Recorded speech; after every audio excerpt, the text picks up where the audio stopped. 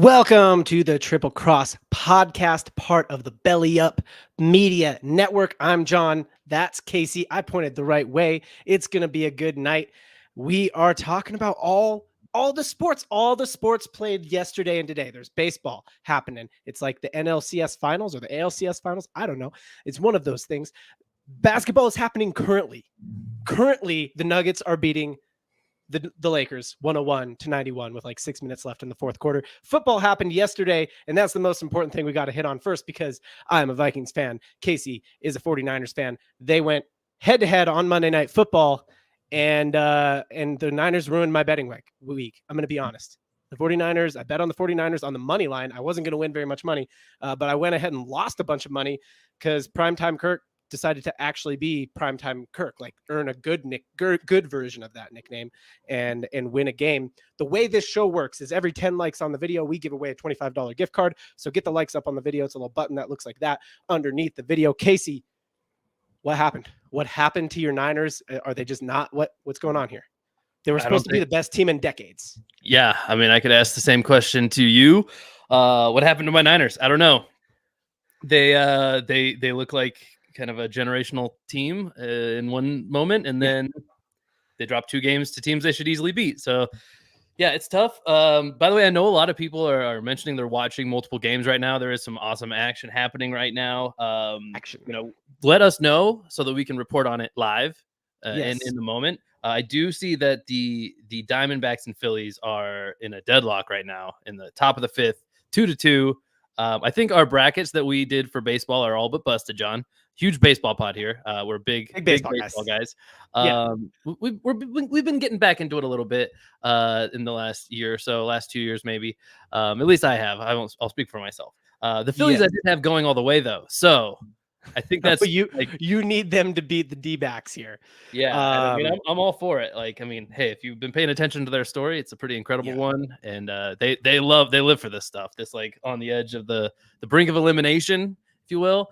I wouldn't be surprised if Bryce Harper hits about 6 or 7 home runs tonight. So 6 or 7 home runs in however many innings there are left.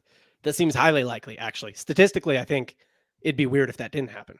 Yeah, bet it now. At least 2+ homers from this point in the game.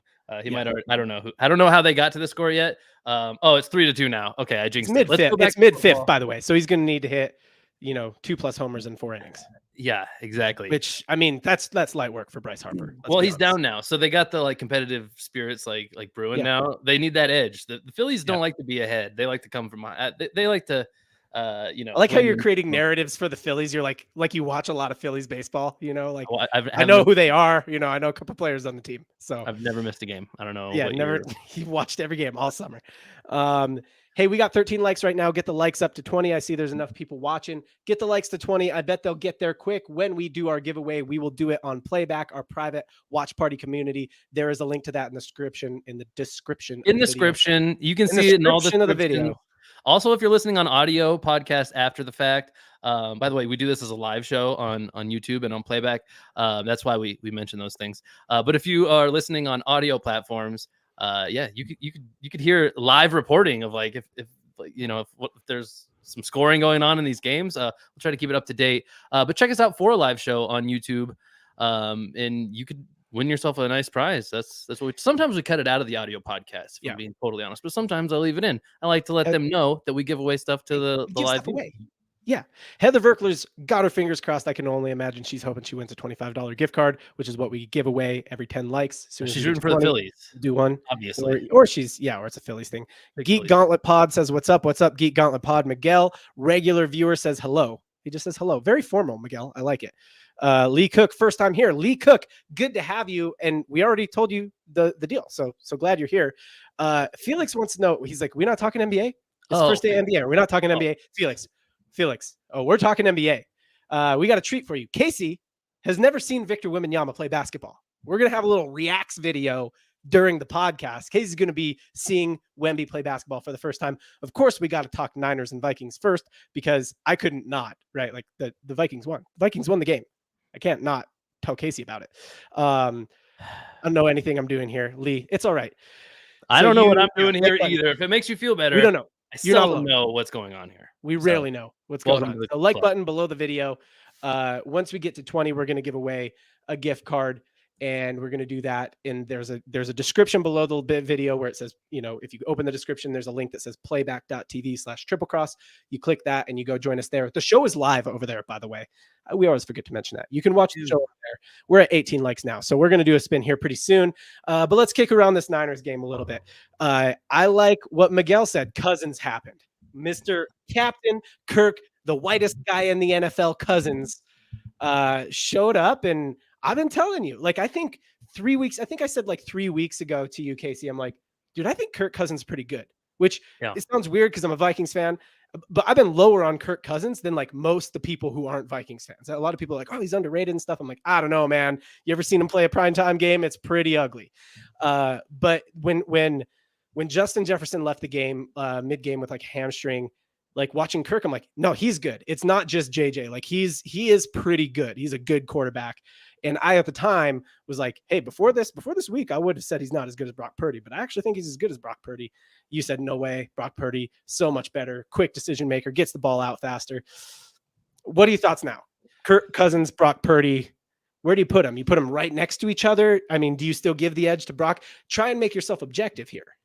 Yeah. Just so that we're fair, I think we've always had them around back to back, right? Sure. I mean, we're not. And I don't know if we do that for narrative because you're like, I don't want to make you feel bad about. Well, even if I think a lot of people would say that's skewed the other way too. Is that I'm pitching Purdy. You could put either one of them a step. I think both of us have been higher on Purdy than Kirk for most of the time. Maybe just for sure. We were early on the Purdy train. It's looked good for the majority of the season. Now people maybe are bringing it into question again, but honestly, I haven't seen that too much out there. I think Purdy has arrived to the tier that we're talking about, is what I'm saying. Yeah. He's top 20 quarterbacks at least. I think it's better. I think it's bigger. I think he's a top 10 QB. I think he's that's what guy. I mean, though. The consensus is that Kirk, that's why we're talking about Purdy, is they're one and the same almost to the national media. They're these unathletic white guys with fast processing ability and okay enough arm strength, if we're being honest. And kind of they manage the game well and the team, the game flow, things like that. Those intangibles, right? That we talk about. We've had them kind of right near the top 10, knocking on the top 10's door. Every time we knocking on the top 10's door. Yeah, top 7 would have been knocking on 7's door. But I'm sorry, I missed that. That was an opportunity for me to make a better. I mean, I said top 10. You can only work with what I give you. So hey, you know what? We share the blame. We're team out here. We share the blame. I pulled it up before the season started. Right before the season started, that's when we did our quarterback power rankings. We had Purdy at 15 and Kirk Cousins at 16. And I think we've both risen on both of those guys from that spot. And whether or not either of them have entered the top 10 is a week-to-week kind of thing, honestly. But Kirk's a guy, man. And he might be better than Purdy. He definitely was better than Purdy on Monday. So I'm reeling right now, honestly. We were down a couple big guys, but I mean, you guys were down Justin Jefferson. So sure. It's a matchup where I still think the Niners win it more times out of 10, but hey, it's any given Monday kind of league this week. I do, yeah. So I'll say a couple. I mean, first of all, had eyes on a lot of Vikings football this year, and when you've watched them, you're like, they are good. They're kind of dropping some games that maybe they could win, or maybe they're 50-50 games. The call doesn't go their way, something happens, whatever, right? But you watch them the whole game, and it's not like watching a bad football team. You know when you're watching a bad football team and they make mistakes and they're kind of disgusting. You watch the Vikings, it's no, they mostly do good stuff. They just give up a big play, or they do, some circumstance happens. It's always within one score. And you're kind of these games should be rolling the other way. Now, are they Niners good? No, I did not think they were Niners good, but they're also a team that plays everybody incredibly close, right? So if you have a bad night, Vikings are going to get you. And I think that's kind of what happened with the Niners. CMC, I think you said earlier, CMC looked human. I'm a human with 2 touchdowns and 100+ yards, but I know what you mean when you say that. He touched the ball and it was oh, you could tackle him with one guy. Yeah. I saw him get tackled by one guy. It's just not normal. It's not normal for him at all. And he's anything but normal for sure. Being down Debo, being down Trent Williams, 2 big pieces of the offense. You're not making excuses, just worth noting that when they get those guys back, the offense does look different. I think what let me down more was the defense. Honestly, the offense kind of did its job. in the same way that last week, I don't know if y'all remember, but the Niners were going into their game last week undefeated, and they only lost the last game because the kicker missed a chip field shot. goal, a makeable field goal in the waning moments of the game. So again, the offense didn't really not do their job that week either. So I'm kind of pinning this more on like, hey, the heart and soul of our team is the defense. Make no mistake about that. And I don't know how many third downs I was watching where I'm like, we need a Why does Kirk playmaker to have so make much a time? play here. Yeah, we need Yep. Bosa to get in there and kind of change the whole slope of this game. Completely put him against the wall a little bit, and we just never did that. And that's how you lose games. Dude, I will tell you this, a lot of watching Vikings football is watching Kirk Cousins take a freaking beating because he's got 1 second He's to the get the best in the ball league out. at it. The best in the league at it. Yeah. Yeah. I mean, how many quarterbacks think about it, how many quarterbacks wear that stupid flak jacket looking thing? Yeah. I mean, he's got to. He has to. There's no choice. No, I mean, that's why his midsection looks like all puffy. Like, yeah, him and like Jalen Hurts, I think maybe wears one, or he might just be a tank under there. I don't know. But like, you can tell when a guy is like, they have those, there's body shape changes. Kirk is like the only one that comes to mind that I know for sure he's wearing one. He just doesn't get great protection, and like Justin Jefferson does better on longer routes, so he's like wait until the last minute to get that ball out a lot of the time. Oh, yeah. And so, but what I saw yesterday was a lot of like play action and then time. He had 2 seconds for the play to develop and for him to find an open guy. And that was just not what I expected against the Niners at all. I will say this on the Purdy and Cousins argument, something you haven't brought up and you've brought up before and I think is true and valid. You haven't brought it up on the show.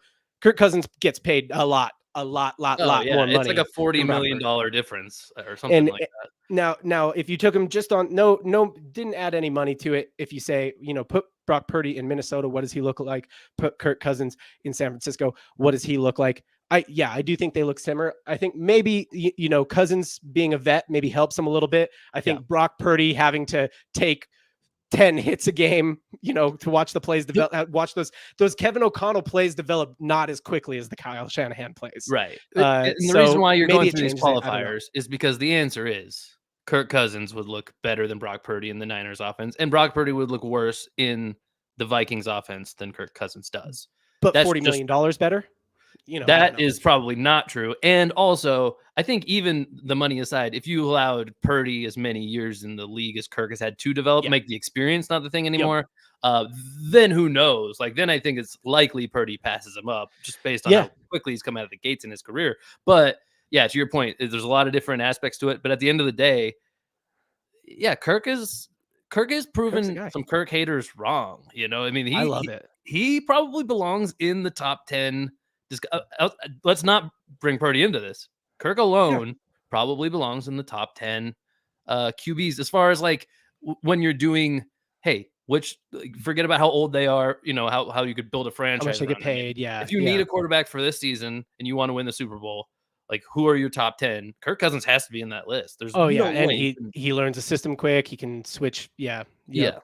He's a multi-system quarterback. So it's and that's if your plays like Kyle Shanahan, let's just say this. Kyle Shanahan is a much better offensive coordinator than whoever the OC is in Minnesota. And I think Kevin O'Connell is a pretty offensive coach.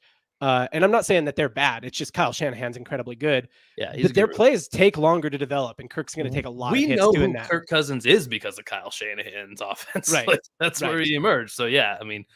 Well, and there's another example in Washington of offensive. The Kirk's never been well protected in his whole career, never well protected. But a Kyle Shanahan offense allows for that. It's like this thing, you can get the ball out quick. There's a lot of options, I mean, I think we beat this game to death. I'm not going to do too much of a victory dance because I bet it the other way. And so they really kind of, the Niners really kind of screwed my betting week. But hey, I felt like a winner either way. I either won my betting week or we win a game against the Niners on Monday night. Let me ask you this about the Vikings. Vikings staring down the barrel of 6 very winnable games. I think we're talking about like the Bears, the Saints, the Raiders. I can't remember who else. 6 very winnable games. What do you think? Where do you think the Vikings land end of the season? You think they still have a chance to get atop of the NFC North? Definitely still have a chance. Definitely. Obviously standings matter, and momentum probably matters even more than the standings after the first, 6, 7 weeks. Yep. But people definitely make too big of a deal about like who would currently be in the playoffs if the season ended today. If you're still in the front half of the season and you're talking like that, you just have the wrong view. It just doesn't matter as much at all. Like I said, those wins matter more as like building blocks to more success than anything. Um, so yeah, I Yeah. mean, the teams that become the hottest in the second half of the season are so often the teams that continue to play well into the playoffs and ultimately win a Super Bowl. I think it's actually pretty in fashion these days. Like it's pretty stylish to start the season off kind of bad, all Bengalsy, 49ers. Yeah. They were doing that the first few years. They It's were in vogue. really in the playoff discussion too. Yeah, I mean, you don't want to come out of the gates good. You got to give the media something to report on, and then you overcome all adversity, go on a win streak, and you went into the playoffs. Casey, a couple pieces of news for you. First piece of news: we have 21 likes on this video, which means we're about to give away Yeah, a $25 gift card to our partner DAP Sport that sells sports cards, memorabilia, stuff like that. If you're still watching on YouTube, hey, we appreciate you. Make sure you like the video, but hit that link in the description to playback.tv/triplecross. I'm putting together a wheel here, a little wheel of names, wheel of nombres, wheel of yeah. names of people who are on Playback. These are all the people who are eligible to win that $25 gift card. Putting that together right now. Another little piece of news for you, Casey. Nuggets have more or less put away this game. They're up 117-105 with 43 seconds left to play. So the Lakers lose their season opener. They also do not cover the spread. And the Nuggets show us, hey, we're the Nuggets. Just a reminder. Quick reminder for you. We're the Nuggets. Yeah, we are the Nuggets. We are the reigning world champs. Basketball has to be. I guess you're the basketball fan. You're the real heart and soul of the basketball fandom of Triple Cross podcast. Sure. Is basketball a sport where they use the world title just loosely? Because Yes. like basketball, there's a real case to be made that like, I mean, okay, That's actually one of the things they talk about. Like a lot of basketball pundits talk about is like we're really calling them the world champs. Like right, a bunch of people aren't in this, and yeah. so yeah, they do call themselves Because world like baseball, I champs. think it just in its own like organization, they've chosen to prove why they shouldn't call it the World Series, even though don't change that name. It's like all time. But like, I mean, they Yeah, have the World Baseball Classic, which they don't win. And yeah, then they call the playoff the championship game of the playoff tournament for the Major League Baseball, the World Series. Just kind of weird in the way they choose to market that. But that's okay. It's an old sport. But like basketball is another one where like it's worldwide. American football, I mean, nobody's coming. yeah. No, there's nobody better. Yeah, Right. yeah. I hear you. This is Hey, if and they don't even call that like the World Bowl. They call it the Super yeah, Bowl. So like yeah, just it's super. It's super. yeah. So It's do you call yeah. them Go the ahead. world champions in the NBA? I mean, like I'll usually call them the NBA champs or the yeah. I don't. What Yes, they do. The answer to your question is yes, they do call them that, but I don't know that that's like like like if you ask 20 basketball fans like what do you call the people who win the NBA finals, they would say like NBA champs, I like so but far and above. like for instance, I forgot I knew it was the O'Brien trophy, but I was like, I don't know the dude O'Brien. I don't know who I forgot the first name of the guy, you know? Like Tom, I don't know, Jimmy, Thomas O'Brien. Jimmy O'Brien, Tom yeah. O'Brien, The John Jimmy Boy. O'Brien, Bill Uh O'Brien.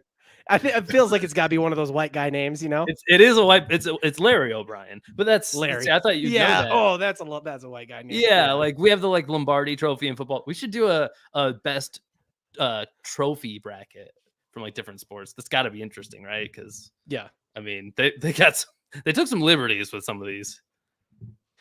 Yeah, for sure. So here we go. If you're in playback, holler at me in the chat if you don't see your name on the wheel. I see two visitors in here.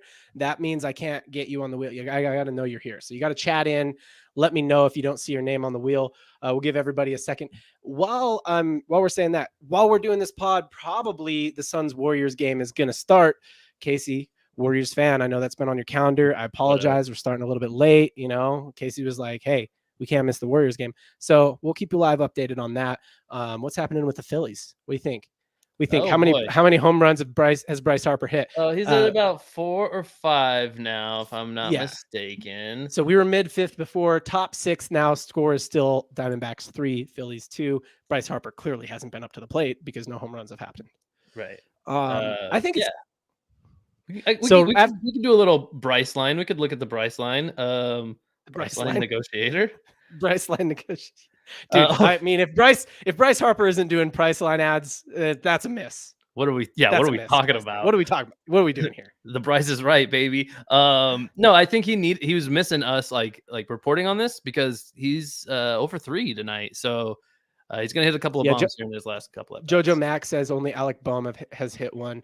I think we're about ready to spin this wheel. So after we spin this wheel, we're going to get into a couple segments, including Casey reacting to Victor Wembanyama playing basketball, because Casey's never seen Victor Wembanyama play basketball. So this isn't one of those fake react videos where it's like, yeah, you've actually had tomatoes before, but pretend you haven't.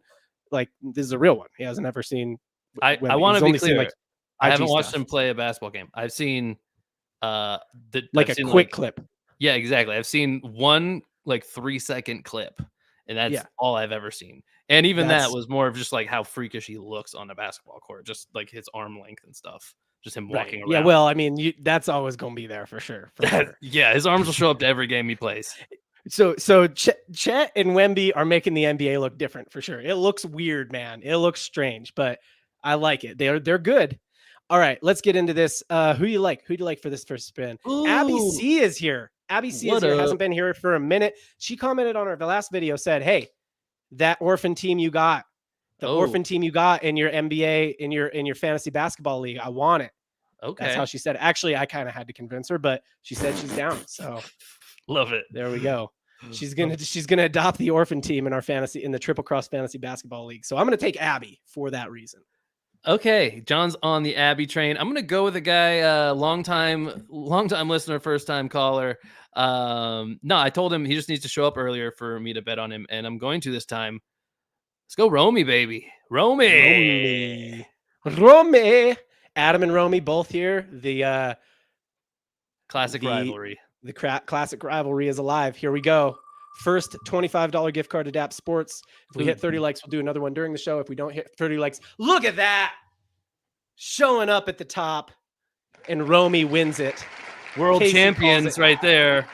Casey Me and Romy, world champions of the wheel. Wheel champions. Wheeled champions. I like it. Yeah. All right, Casey. Should we watch some Victor Wembanyama or what? Let's watch him, bro. All right. So Casey has never seen Victor Wembanyama play basketball. We're going to show him 3 minutes. This is a 3-minute clip. This is preseason Victor Wembanyama. Let's see what this man thinks about, I don't know, he needs a good nickname. Stretch. The stretch man of the NBA or something like that. Here we go. Video up. You're going to have to unmute your mic while we're doing this. Oh, okay. With Giselle, rocketing down the lane, handing to Wembanyama. Right over the shoulder of Thomas Bryant now. Thank you. Better get clever here. First come with the double. That's what I said. As soon as he got it, he's got to get clever here because he's licking his chops. Last year, just 38 games, and even in the 38 he played is Wemby night that makes you go, wow. That's over to a 7'1" guy there in Holmgren. The screen from Osman. Oh, with a nice little dribble right there, shaking. Point guard. There's the high screen by Osman. Ooh, that was a nice little hand. Right? Oh, my goodness. Wemby. And ahead, Tate blocked by Victor Wemby. Tate is going to score this on almost anybody else in the league. And out to Wembanyama. And there you go. Runs the floor, and the pass is over the top. He's patient there, and no one's going to block that. So Wembanyama! More than a minute into the second quarter. He's checking all the boxes tonight on every position. A lot of things together off the court. And Victor. A moment ago. Good backdoor cut. And as soon as he catches it that close to the basket, and some of the others, more good things are ahead. There's the block by Victor. Here, beautiful crossover. But go ahead, big fella. Eat that one up. Players are always fun to watch. Wembanyama over Bryant. How about the hesitation? Right there. Hands down, Knocks down the shot. Exposure to Pop really getting on you as Victor gets the and one. Crossover just goes right through Chet Holmgren. Shot clock at 3 into Wembanyama. Knocked away by Victor. Plays it with the defense of the rookie inside. Right there. Inside to Victor. Right back to Vassell. And one. Collins back out. Wembanyama for 3. Count it. Victor. NBA a season ago. That changes with this guy. And he's in a 2 in a row. What a smooth follow. Look at this. Picking pop. From 3, Wembanyama. So we've seen it. This is the last position. He just going to cover it right there. Spurs harass Wallace into a turnover and In there, and Nick got a piece of that one. Then he gets out and runs the floor. And down for power forward to center. Look at this. Look at this minute here. 7-foot frame on full display here. Vassell. Inside Wembanyama. Too early. He has all kinds of space behind him. Wembanyama. It's a Goodness. He's working off screens and shooting the ball like he's a guard out there. Okay, so we saw him at point guard with the assist. And they're 6 on the shot clock. He motors in the lane. Scoop shot. Oh my. Guarding multiple players down low. See, you can live with this. Decent.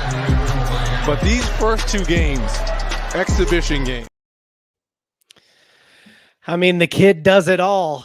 You want to win, put Vicky in. He shoots, he blocks, he plays defense, he's got good touch around the rim. Not that he needs it. Dude, I don't know if he needs to dunk. I don't even know if he needs to jump to dunk. All right, Casey, that's 3 minutes straight of Victor Wembanyama. What do you think? Generational talent, next LeBron? He looks like somebody took Tim Duncan and hung him up by his ankles until he stretched out about 6 inches longer. And he can shoot now. Yeah, and now he can shoot. Yeah, I think the main thing that jumped off the screen there, obviously some incredible like talent and just crazy physicality stuff going on, just weird circus freak stuff. But the main thing is just the versatility of the types of highlight plays he was making there. That tends to like only come like for those guys who are real, like they love the game. Yeah. You know what I mean? Like he's looking for opportunities no matter what the situation is to impact the game. And it kind of looks like he's having fun out there doing that. You know what I mean? Like it's like he gets, this feels obvious to say of like professional athletes, but to another degree, you can tell he's getting off on like making the plays as opposed to just being out there and doing good enough and being a part of the team or playing a role. You're like, no, he's going to be that guy. He's out there to make those plays. It's dimensions. Like. Yeah, I get what you're saying. And here's what it is. There's like a few plays in there that are like, there's obviously really cool stuff. Like you said, hustle plays for a 7+ footer. Like what? Yeah, there's hustle plays. There's like out of position blocks, and given he's long, so he's probably gotten a lot of those. But what it is for me is like, there's like one play in there where I wish we would have had like, I wish I would have formatted this better so we could pause it and stuff. There's one play in there where he's at the free throw line and he kind of pumps and just waits and looks, and then he shoots, and it's like, that's a 5th-year veteran play. That's a 7th-year veteran play, right? Or like even that like scoop up and under, or just like there's a couple plays like that. Like moving laterally at the 3-point line, like Mike, like with the dragging legs, but like you can tell they're perfect for balance. I don't think I've ever seen a 7-footer do any. I don't think I've seen like a 6'9". Kevin Durant is the closest. Kevin Durant is the closest. He's close to 7 feet. He's the kind of guy who can do. He's got a lot of Kevin Durant like stuff in him, but an even longer version, like an even taller, longer version.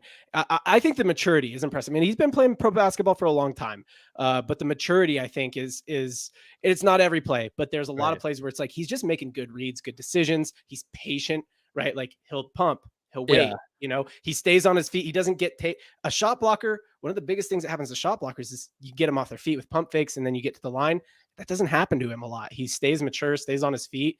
I think I do actually think I wasn't sold on him, but now that I've seen him play against some NBA talent, I do think we're looking at a generational talent, assuming he can stay healthy. I don't know how you keep a frame like that healthy if he's going to get banged up. I don't know how that's all going to go down.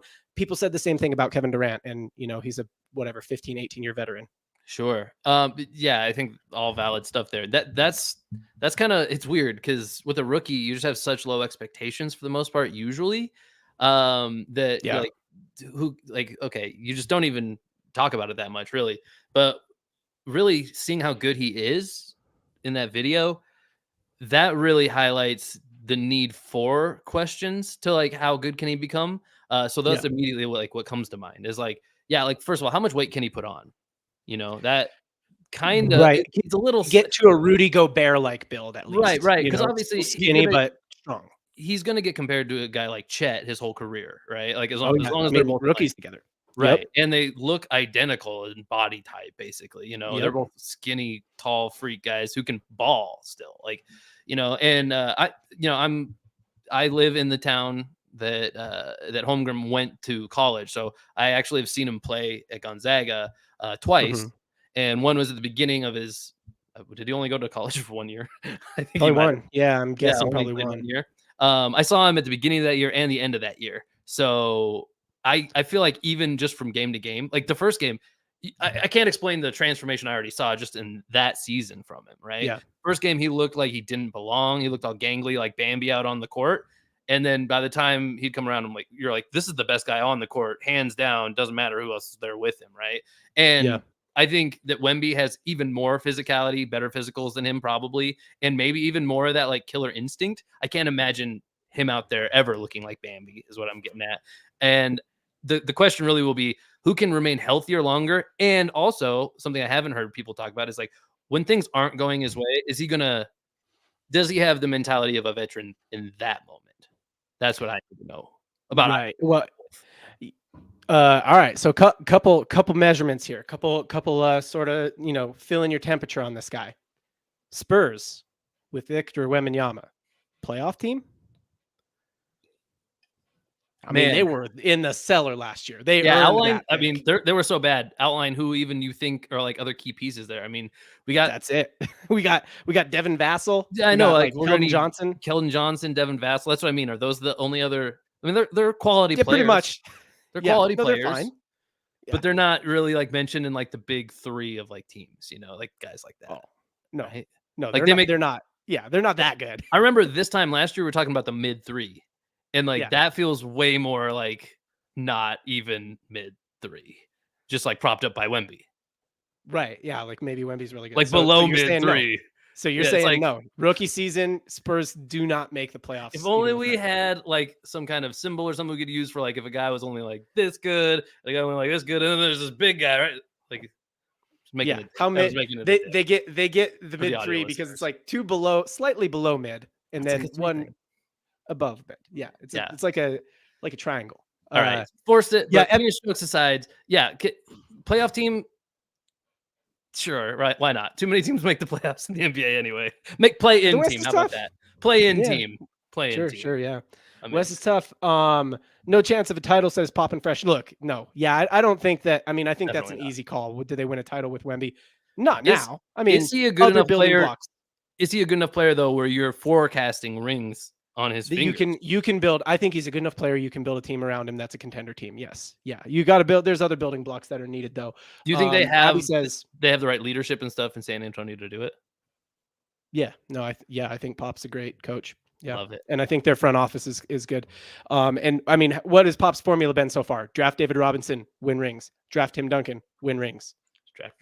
He's just following the same formula over and over. He's good at it, man. No, yeah. I mean, so Abby says she doesn't know if Wemby can carry him like that. Maybe not in the rookie season. All right, next thing. Next little temperature check on Wemby. So this is a couple quick two more quick ones. Rookie of the year. Yes, no. Probably the favorite. Have to assume. Chet. Yeah, he's the favorite. Chet would be the other one. Yeah. I mean, they feel like the obvious like stallions in the race, but I mean, there has to have. You still got Scoot. You still got the Thompson twins. Love Scoot, man. I never want to count out Scoot. I would say like you give me. I'll put it like this. Here's my answer. He would be my favorite to win it, but if I could have Chet and Scoot versus Wemby, yeah, that's tough. Like the Well, odds. you can of that. you can, right? So it's Wemby versus the field. What do you think? Wemby or not? Oh, the field then. The field. The field. All The right. field by not a big margin though. Next one. Only Wemby, because of injury and stuff. If you were guaranteed they're playing, then Yeah. I'm not as convinced. next one.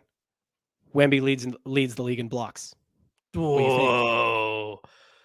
Do we have any indications of? I think he could. I think he could lead the league in blocks. Do we I have think any? that I think it might be more likely he leads the league in blocks than wins Rookie of the Year. Do we have any indication of like how many minutes or anything like that they're planning to use him? Because like even though he's kind of projected to be a superstar, like are they planning to be careful with him at all? As many minutes as they can. Yeah. I like that then. I mean, it's doable for sure. I mean, I don't know who won but last year won that category, but off the top of my head, it feels like Triple J. Triple J or Miles Turner, I would guess, who led the league in blocks. Yeah. 2023. No, I would probably bet Triple J still, just because it looks like. Because here's the other thing, like Wemby, yeah, he's probably maybe the best. Brooke Lopez, Oh, wow. Lopez, then Triple Wow. J. Yeah. Shout out Brooke Lopez. What's up? Brooke Okay. Lopez has 193, Triple J 189, Nick Claxton 189, and Walker Kessler at 173. So Triple J and Nick Claxton tied up. I'm going to say no, Wemby. No, I think if you did like a shot blocking competition, like a slam dunk competition style thing, where you had just block after block after block, he might be the best. But I also think him playing so many minutes and the fact that he can do so much, I don't think he's just going to be hunting the block like so many of those like elite blockers do. You know what I mean? Rim protectors. Yeah, he's going to put resources to other stuff. That's his defensive role. His defensive role is rim protecting. I see him being I see him being one of those guys who like blocks you and then blocks you again and then blocks you again and gets 3 blocks in one play. I think he might lead the league in blocks. That's if I'm going to take. Is he Rookie of the Year? Do they get to the playoffs or does Wemby lead the league in blocks? I'm taking the third. I think. Oh, give me Rookie of the Year all day over that. Because okay, what are the I hear you. odds? If he does lead the league in blocks, he might get Rookie of the Year. That's what I'm saying. He'd be a depoy candidate if he leads the league. Yeah, it feels like that's. I feel like easily he gets Rookie of the Year well before he reaches number 1 in blocks. It seems like because he's going to have offensive numbers too. I think Chet could put up. I think Chet could put up similar offensive numbers on like a winning team, a more winning team, and then get Rookie of the Year because of that. Like be a bigger contributor and have fewer blocks. A more important team. Yeah. Well, all right, let's move. Could Chet lead the league in blocks? I think Chet's less of a shot blocker, honestly, than Wemby. Like he's not as capable of a shot blocker. Like that's not his role. Okay. Which is weird because he's big and long, but that's just not how he does it. You know. I get you. I get you. All right. Next thing. Next segment here. Moving back. Oh, to by the way, NFL. I said no on that one, but he'll do it in his career. That's my answer for that. Lead the league in blocks. Oh yeah, for sure. He'll do it in his career. Big time. Yeah, give him every year, for sure. All right, moving back to some NFL stuff. Let me check the likes on this video real quick. Also, Suns Warriors probably underway. Let's see. No, not quite. Check the likes on the video. We are at 26. If we get 4 more, so if you've already liked the video, grab that link, send it to a friend, be like, hey, like this video so I can win some stuff. Poppin' Fresh is on board with the Scoot take for Rookie of the Year, by the way. He likes Scoot for Rookie of the Year. Jedi Fett says, playoffs, no. Abby says she doesn't think Wemby has the ability. She does think Chet has the ability to win Rookie of the Year, but the NBA has invested too much in Wemby. That's a good point. NBA script writers might want Wemby in that roadie spot. Chet could be undeniable. I think anybody could be undeniable when it comes to that stuff. Yeah, I mean, look, script writers are flexible for sure. Exactly, because if the first half of the season goes a certain way, guess what? The script changes. You go, hey, we got a thing in Chet. Let's build around that.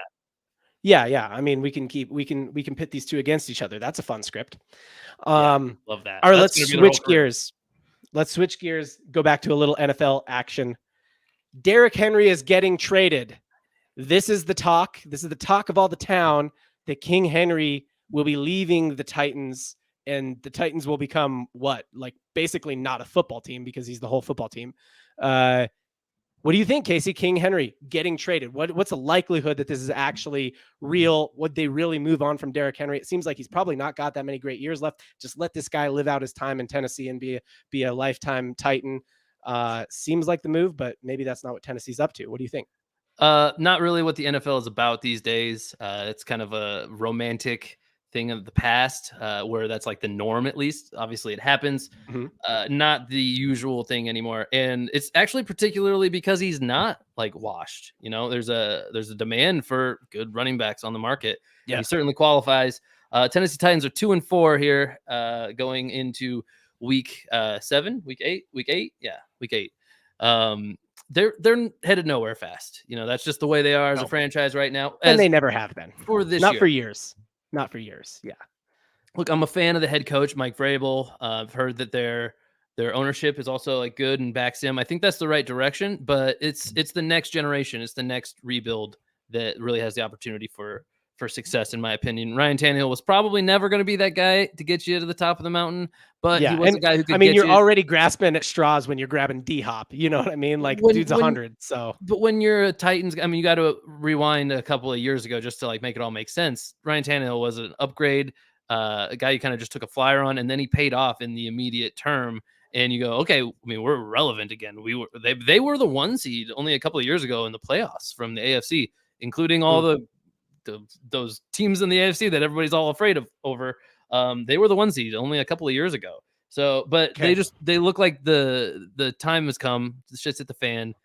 Derrick Henry could do a lot of work for some other guys, and I think he could still demand something like, I don't know, like a second. Yeah. On the market. I don't know. Yeah. He could do. Yeah. I guess he could get some. So what are some targets for Derrick Henry? Who do you think actually would move on him and move maybe a second round pick, or maybe the Titans want more than that? Who would give the Titans outsized value for Derrick Henry? That's the real question. Well, it's got to be a win now team. It's a team that's certainly convinced they're going to make the playoffs. Maybe a team that's having some offensive issues right now, but they have those playoff ambitions. And also, asterisk next to any team that's like banged up at the running back position, which, there's no shortage of those. So, I can't list all of those. But everybody, that's the NFL, right? That's how the NFL works. Running backs get hurt every week. Yeah. But other than Derrick Henry, I guess he has before, but like he seems to be the most durable running back I've seen in a minute. Yeah, no, he definitely is. And I will also say that there's something about trading these superstars, which you could say maybe that's loosely used when it comes to him now. He's a former superstar at the very least. Maybe he's still in that rarefied air. They tend to trade them to the opposite conference as much as possible at all. Yeah. Just get out of here. We don't want to worry about you. Yeah, but teams that have kind of underperformed so far, but still have playoff hopes in my mind, like the Bengals, right? I don't think he'd be needed. That kind of goes against like what that offense kind of is, needing like another running back. But they weren't thrilled about having Mixon, so who knows? That's just something that could happen. Even though the Chargers have the same record as the Titans, I think they're not that crazy of an answer, just because Austin Eckler has been banged up already and otherwise like ineffective for the little bit we have seen him. And then if I'm looking, both of those are AFC teams, by the way, so that would be the same division. Without giving it too much thought, teams on the other side, really any team that loses a guy, that's going to be the obvious number one situation. Like the Lions with David Montgomery out, right? They just lost a tough game. They're talked about being like potentially or likely a top 3 NFC team. Jared Goff isn't yet. They're a win now team. Yeah, the Falcons also same kind of idea. Sorry, go ahead on the Lions. Go ahead. The Lions are a win now team. I like them for that. Sticking in the NFC North a bit, I could see the Vikings giving some outsized value for a guy like Derrick Henry too. After losing Dalvin Cook, give Kirk more options, especially with Justin Jefferson potentially hurt. Like they seem like they need that piece. You know what I mean? They need teams to respect the run a little bit more. So, I could see them being a team that would give outsized value. The Buccaneers, another one, more of a prolific passing offense, but with a running back on the squad to kind of help out that, to kind of complement the passing game, they could be huge. They're sitting at 500 right now in a very winnable division. I think those are actually the 3 most likely candidates, the ones we just said there.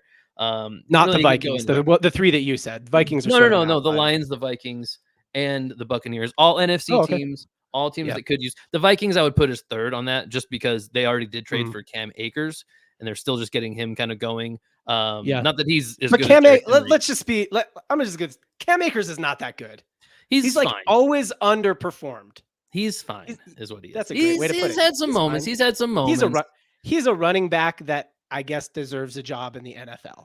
He definitely does. Like, you're harsher on him than I am. He's definitely fine. He's in the I think top 40 I think backs anyone in the league. who's been a Cam Akers owner in fantasy is not super Well, happy. I think about that speaks more to his relationship with his former team, the Rams. Just if you follow the life of that story at all, him from last year, starting in last year, there's rumors they didn't want him on the team, but then they like came back to him and made him the start. Like they're all over the board with him. You could chalk that up to like just that franchise kind of thing. But yeah, bottom line is I think those three teams are most likely. And I would say he could make a difference on all three of those teams and make them immediate contenders. Immediate like contenders for the NFC at least. All right, give me a percentage here. What % chance do you give it Derrick Henry gets traded? And is this going to happen this season or in the offseason? Should happen this season. I believe he's on the last year of his contract, which is why. So really soon, because trade deadline's coming up. Yep. And it's going to go to a contender if it happens. I am in the camp of this is more likely to happen than not. Okay. Yeah, I think I'm probably in the minority on that, but I'd give it a 65. Give it like a 2/3 chance. I'll go the other way with it. Not maybe 35, not maybe 35, but I give it maybe a 45% chance just because you got really 3 targets. You got a few targets, but like then actually trying to get some outsized value for him. I think teams, as much as they might need it, and it's like, yeah, we should give outsized value, get what we need, win now. When it comes down to actually making that deal, it's really hard to give outsized value for something. So I could see it just like, we just can't quite get a deal done type of thing, not that they don't want to trade him, definitely shop him hard. They just can't quite get the deal done. So that's why I put it on the 40, the underside of the 50% line. But hey, if he goes to the Vikings, I'm a happy man. So let's go. I'm for that narrative. If you're them and you're already selling, which they kind of are, they're in that mode. I mean, what do you say no to for him if you're not going to have him next year anyway? Why wouldn't you? I mean, you're going to get a comp pick if he walks, but that's not going to be, if you can get a second, it's worth it. The comp picks are at the highest at the end of the third. So even if you can get a real NFL third, you say yes to the deal. Yeah, I like it. All right, let's switch gears. Going back to the NBA, Casey, Jason Tatum is not a NBA superstar. What? According to Patrick Beverley. Let's do it. Let's see what he had to say. So Pat Beverley says that fans think too many people are superstars. Pat Beverley had Spencer Dinwiddie on the pod. They talked about this. Here's the clip. The fans say there's like 40 superstars. And we say there's like 5. Because to us, straight up, a superstar is I'm here, we win. So if you define it as that, who would you say is a superstar? Jokic. Superstar. Okay. Giannis. Okay. Superstar. Embiid. Superstar. LeBron James. Well, LeBron, obviously we don't know because it's your 20, but in general, yes. In general. Steph. Okay. KD. Kawhi. Luka. Superstar. Maybe Jason Tatum. But that's on the brink. A maybe. That's a maybe. We talking about definite household. We're talking about I'm here, we win. And we going to... Okay, those guys were like, there's only 5. And then they proceeded to list like 7, 8, 9. In a different clip, Roan was like, we're past 5. Yeah, well past 5. I agree with the sentiment that like, if they say fans say there's 40, that's too many. It's too many. I don't think fans say there's 40. I don't think so either. And I also think the saying 5 is ridiculous. There's way more than 5. Okay, but let me wait. I just want to say there's some guys in there that I'm like, those guys are in the same category as Embiid, right? Or as I just leaked who I was thinking. Tatum. Tatum. No. Okay, if I'm here, we win. That's the definition. Yeah. Steph, Jokic, Giannis. That's it. Recently, Steph. Jokic. That's it. Those are the only 3 superstars. If that's your definition. LeBron. I just over the career. Over course of career, and sure, 2020 championship, LeBron, but obviously he's 2020 championship. That's recent enough. So 4. Yeah. But Embiid, definitely not. Luka, definitely not. No. Right? They're in the same category as Tatum in my mind. So, but by that criteria, at least, I don't agree with their criteria. Yeah, let's get into that. Do you agree with that criteria that if I'm here, we win? That's what a superstar is. No, absolutely not. Okay, what's a superstar? You're talking to former Little League superstar Casey here, who had a collective of about 4 wins my entire Little League career. Meanwhile, like leading the league in maybe every stat. Well, on my team for sure. Yeah. So no, I don't think it's team wins that make you a superstar necessarily. No. I do think that, comparing sports, if I'm here, we win, you definitely can't use that qualifier. Yeah, wait. what if it's just the guy who's always playing alongside a superstar? You're like, I'm here and we won. I'm Scottie a superstar. Pippen. Scottie Pippen's a superstar. Steve Kerr, superstar. Exactly. Who's the white guy? Klay who made Thompson, the buzzer beater? superstar. Draymond Green, every one of the Warriors, superstar. Steve Kerr's the real superstar, man. He won alongside Jordan and alongside Steph. I do like that. It's a good career. Yeah. arc. No, so I don't know. I actually am for skewing it their way. You know what I mean? Like, let's stop calling everybody a superstar. Oh, fair. Yeah. What's a real number? Yeah, I like there can't be, but I like a definitive number. I like saying, like, look, if you're past the 10 line, you're not a superstar. I wouldn't put it at 10, but I like the concept. Where would you put it? I think how many teams in the NBA? I always want to say 32, but there's not. 32. Yeah. Are there 32? 32 is how many teams there are in the NBA. Is that Yes. real? I thought that was not correct. Yeah. Then I would say no more than 16. Wait, Like, hold on. Now you're making me second guess it. It's 32 because 8 make the playoffs and 8 miss the playoffs in each conference. Okay, just making sure. I mean, I'm googling it. We're both googling it. 30 teams. Sorry, 30 teams. Okay. That's what. Okay, I was By at 32. 15, I meant 30. Yeah, 32. That 32 is the new 30, is what they're saying. 15 Yeah. or fewer. You know what I mean? Like 15. There's 15. Not teams. every. So give me- Not half the teams can have a superstar. All right. So Giannis. Oh, I think we're all agreed. Giannis. Even with them. Giannis, Steph. Yeah. Giannis, Steph, Jokic, LeBron. I mean, Luka, Tatum. You put them there. That's 6, right? Embiid, superstar or not? I tend to say like he's almost the line of like I don't know. You're Part of lower. it- You're lower on him. Yeah, You're yeah, I lower on am, him I than the am. rest of the league. Yes. So yes, the answer is yes, superstar, because you're very low on Right, him. right. If you Well, think I- he's not in the top 15, So, that's well, very but low. on I him. do think even within superstar, we're talking about now a different category though. You know what I mean? No. He's not mega superstar. That's I think what they're saying is like there are tiers, there are levels to this shit. There's you know, levels like, of this shit. Yeah, and what they're saying is like it's not an S tier superstar unless it's like we win if I'm here. Which agree I with- don't well, hate that, honestly. Yeah. Who would be the biggest snubs all time then if you were using that criteria though? You know? Feels I like mean, there it'd be like Stockton and Malone. They'd be pretty big snubs, you know. Oh, I don't think I don't know. Stockton- It depends. I If you love make the I love me finals, some John Stockton. John Stockton is not an S tier superstar. Like, Karl you know what I Malone mean? would probably be the one who's the S tier superstar in that Yeah. group. John Stockton leads 2 major stat categories by like a lot.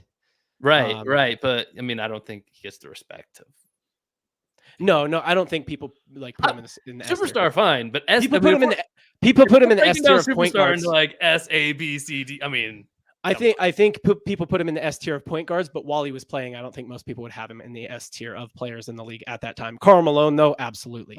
But yeah, I mean, that would be a person who never won, got to the finals, never won. We'd be talking about like, Patrick Ewing, got to the finals once, never won. Hakeem barely makes the bar of being a superstar. Right? I'm going to the 90s. Allen Iverson, not a superstar. Like, absolutely not a superstar. Been to the finals once, lost. is that hot take? No. I think Allen Iverson is a superstar. That's what right? I'm saying. Would it be a hot take? I don't to say think he's it's not? the right. I think there's.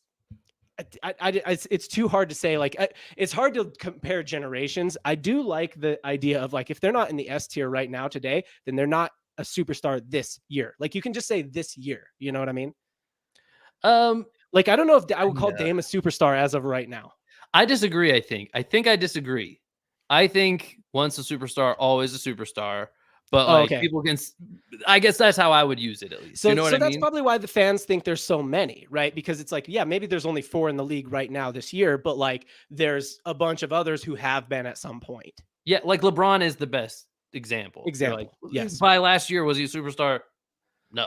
Nobody can argue that. But like, is he a superstar? You're like, it's LeBron. So at points, Anthony Davis has been a superstar. Yeah, at points, James Harden.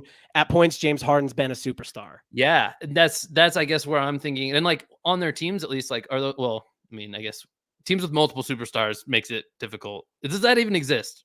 Let's start there. Is that a thing? I mean, yeah. So can Dame and can they both be a superstar on the same team? Dame and Giannis.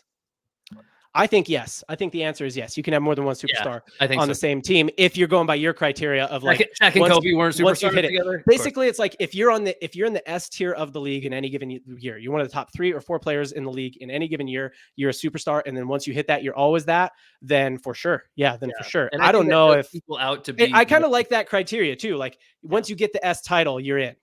But you have to be a little bit more snubby with it. That's why I'm like, is Joel Embiid really there? And I guess then even Jason Tatum, if you're open in that debate, like has he been in the top 4 in the league yet? Right. Yeah, I mean, he won the MVP last year, so. and there was 2 legitimate MVP contenders last year, and it was him and Jokic. And so yes, I'll give. What feels right is to say yes. I'll begrudgingly give Embiid the S title. But anybody who's not right there, then you got to start looking at it. And maybe they're convincing me a little bit more that Tatum. I just think it's there's a lot of other guys. I might be right under the line on Tatum or Luka. So let's get down to it. Jason Tatum, superstar or not? Casey, make the decision. Wait, what are we saying about Luka first, though? I think Luka's in the same category as Tatum, honestly. They're like right there, They're like I was going to say, it feels weird to say that Tatum is. I'll go first here. Tatum's a superstar. He's been in the top 4 in the league last year, at least, maybe the year before. He's been to the finals. He's been to the Eastern Conference Finals multiple times. Luka has he's been to the Western Conference Finals kind of flukily, not like really. And he never really had a chance to make it to the finals. I put Tatum on the S side of the line. Tatum's a superstar. Luka, not a superstar. Almost. He's so close. He's going to get there. I think he's going to get there. He's still young, but not quite a superstar yet. I'm going to say yes for both, only because I don't think they belong separate. I can't agree with that take. And I even almost want to put Embiid in that with them and be like, either they're like all 3, either yes or no. They're kind of this like younger crop coming up, but like into like that S tier. And I'm like, you either got to bring them in or not. Like they're like a class together almost. I don't know what years they were all drafted, but Embiid is older. But it's still, he's newer to the discussion of this. Like, is he elite? And I think that's kind of weird. I think he's elite, maybe a little bit above Tatum. Yeah. And okay. Luka. It's fair. It's fair to call it separation. I know I'm on the low side of it, but that's where I'm like, I don't see as much of a difference between the games where I'm like, look, Steph and LeBron, like, just that's not the same thing as these other, like, at their best, they were something else. I think a lot of it too is like, even though like Embiid has never been to a finals and Tatum and Embiid, it's not like, yes, maybe they've never won a ring and maybe Embiid's never been to a finals, but it's like the whole time that they've been playing well, that is a contender team. You know what I mean? Like that's a team that can win way more than the Sixers, though, right? That's a team that can win the East. You got it. I mean, you weren't around during the Jimmy Butler years of the Sixers either, but like that's a team that can win the East, right? And in any given year that they're playing, even without Jimmy Butler. So whereas like that's where I put Luka maybe on the other side of the line.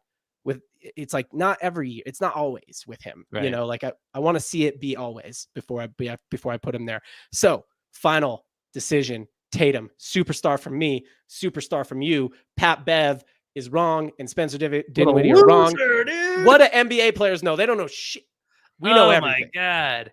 White guys under 5'9" know everything. NBA players know nothing. That's the conclusion of this video.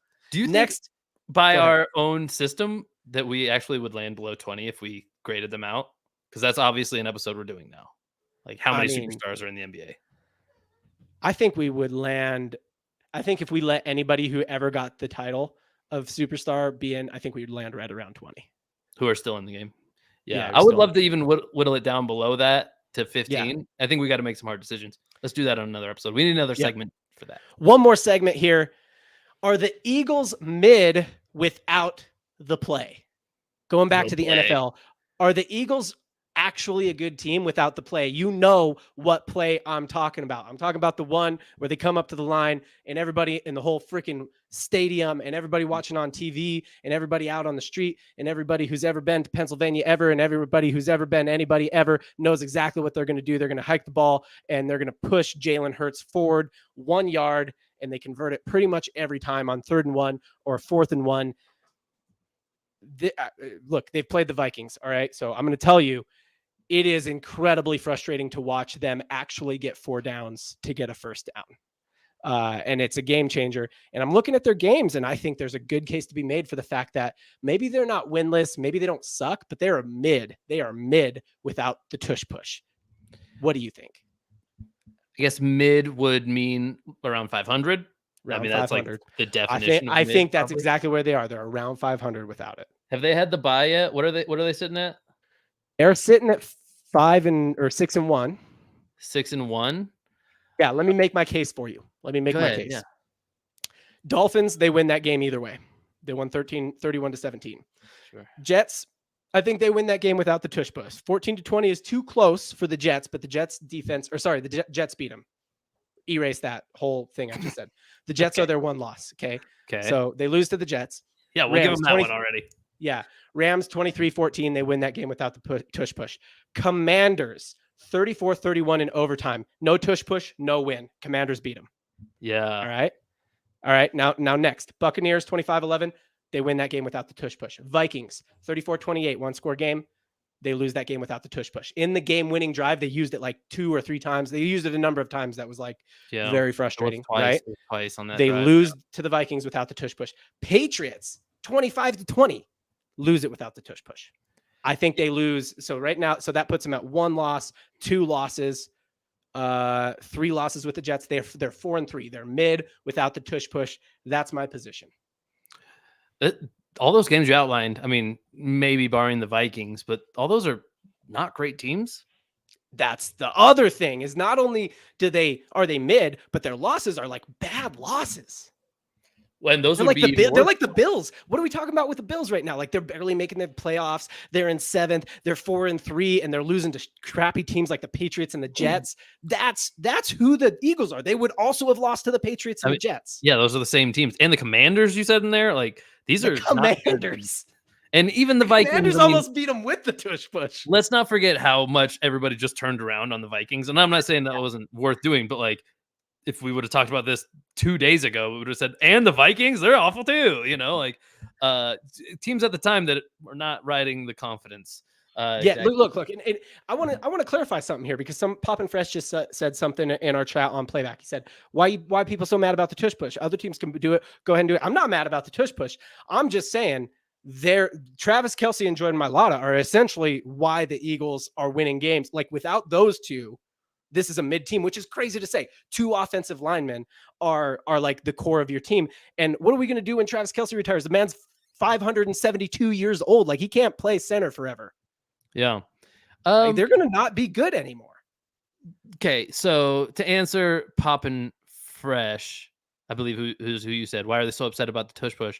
It's because everybody can sense that it's going to get changed in the rule book. They're going to change something to make it at least tweaked. Because it's just not the real answer is it's not as exciting to watch. It's not fun for the average, and especially in this kind of year where there's so many new NFL fans, and that's been a trend, big trend. You know, props to the NFL. They're collecting a huge audience. Maybe real quick, in case somebody doesn't know, let's say exactly what the tush push is. Yeah. Tush push, brotherly shove. It's this play that Philadelphia has just taken upon themselves to master. The other teams try to do, but they can't do it nearly as well. It's great for about 1 to 2 yards. It's essentially a quarterback sneak that is extra physical and extra forward facing. And it's all about height and getting low and essentially turning your quarterback into this like fullback-esque type of player with your offensive lineman absolutely diving forward into the players in front of them. O-line dives forward. And everybody behind the quarterback pushes him from behind. That's what's different about it than a quarterback sneak. Quarterback sneaks, the quarterback runs, tries to get what Philly does is they use the 2 running backs in the backfield to actually literally push the quarterbacks, which changes everything. It changes forward. It changes. Yeah. That's why it's the real reason that other teams they make themselves a Jalen Hurts sandwich basically, and he gets a yard. Yeah, the real reason that other teams can't run it as well is because they don't have. First of all, they don't have a quarterback that weighs like 250 and is just this massive rock of a dude. Yeah, but it's mainly a combination. The 2 offensive linemen. It's the 2 offensive linemen for me that are the secret ingredient. I mean, that's some elite line play stuff that when you have to summon it on a given snap. I think that the guys who have the technique and the power, just like the perfect offensive lineman in the league and the experience, they can manipulate that every single time. There's not a player who can counter that. It's impossible to counter because they have the angle. Like even if it's a tie, the Eagles win that tie because Hurts is he's bigger than most linebackers. So that's who we would run into on the other end. We saw an interesting counter last night from the Niners. I was going to bring the this Vikings. up too. The Vikings tried the tush push. Fred Warner front flipped over the line, jumped the snap, so he could have been called. It wasn't offsides. a full on flip, but it was cool. It was. Hey, come on, let's go down narrative street a little. He front flipped over the line and kicked Kirk Cousins in the face backwards 10 yards. No. And he stole his lunch money. Freaking straight Mortal Kombat at him. No, like flipped over the line. He jumped the snap. He could have been called offsides. That's on the Vikings for not hard counting. But yeah, I mean, jumped the snap perfectly and countered it. Wouldn't have worked with Jalen Hurts. He's too big, too strong. And the Philly has just like perfected it. Kirk Cousins is not big. Like, I can't wait to test that theory. I can't even believe they tried it with Kirk Cousins. Dude's ribs already are like, like a well beaten steak.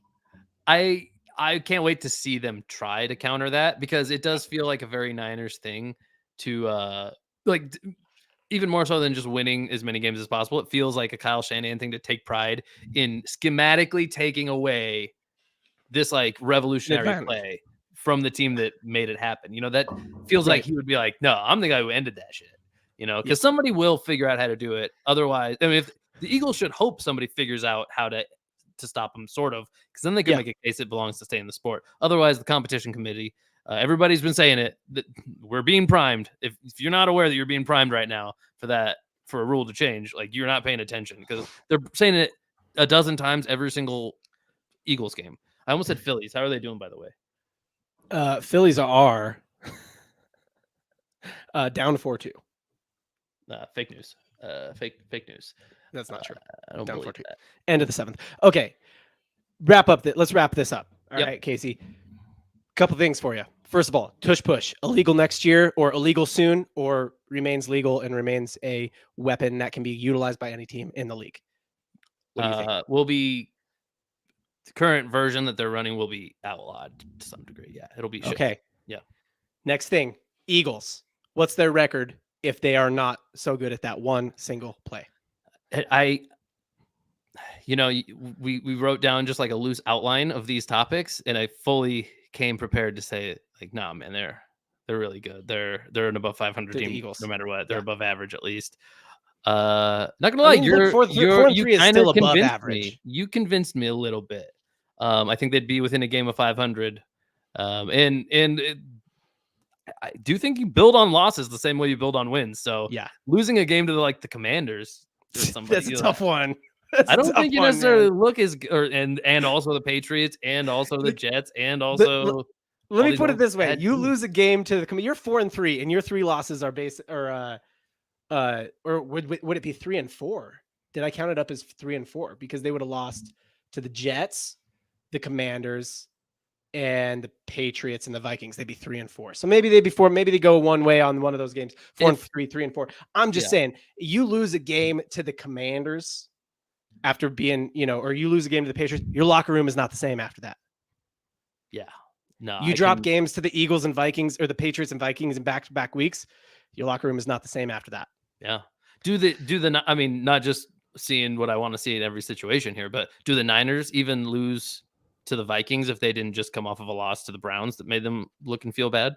Maybe, yeah. I mean, some teams you like the revenge game. Usually I would say I like the revenge game for the Niners. Right. I don't like primetime Kirk, but yeah, I mean, look, I think that it affects the locker room big time when you realize you're mortal.